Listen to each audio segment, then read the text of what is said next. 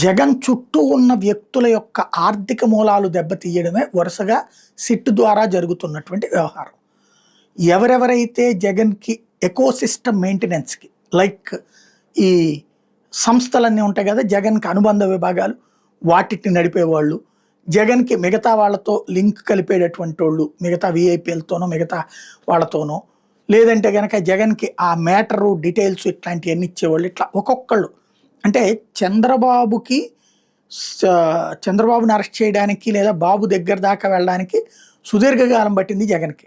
But అధికారంలోకి వచ్చిన రోజు నుండి జగన్‌ని టార్గెట్ చేస్తూ తిరుమల లడ్డూ కేసు, చివరికి సీబీఐ దాకా వెళ్ళి సీబీఐ అక్కడ జగన్ పాత్ర ఏమీ లేదని తేల్చింది.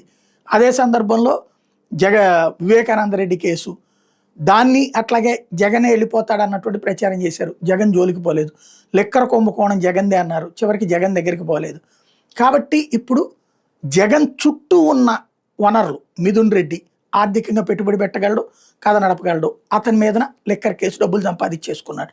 ఏంటంటే అతని వ్యాపారంలో అతని డబ్బుల్నే అతను లిక్కర్ ద్వారా సంపాదించుకున్నాడు. చెవిరెడ్డి సేమ్ ఇట్లాగే. లిక్కర్ కుంభకోణం ఓ పక్కన మనమే చెప్తున్నాం డిస్టిలరీల ద్వారా జగన్ తీసుకున్నాడని. జగన్ తీసుకుంటే వీళ్ళందరి దగ్గరికి డబ్బులు ఎక్కడి నుంచి వచ్చినాయి నాకు అర్థం కాలేదు. జగనే సంపాదించుకున్నాడు ఇది మొత్తం అని చెప్పి ఇంతకుముందే చెప్తారు.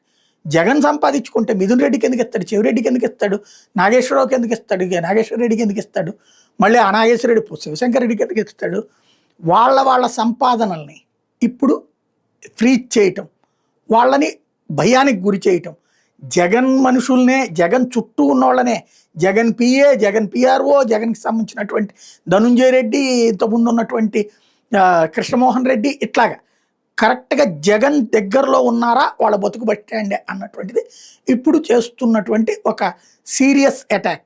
ఇది జగన్ని పూర్తిగా కెలికేస్తున్నారు. జగన్ అధికారంలోకి రాకపోతే అదృష్టమే. జగన్ అధికారంలోకి వస్తే దీని తర్వాత జరిగే ప్రతీకారాలు చాలా అరాచకంగా ఉంటాయి.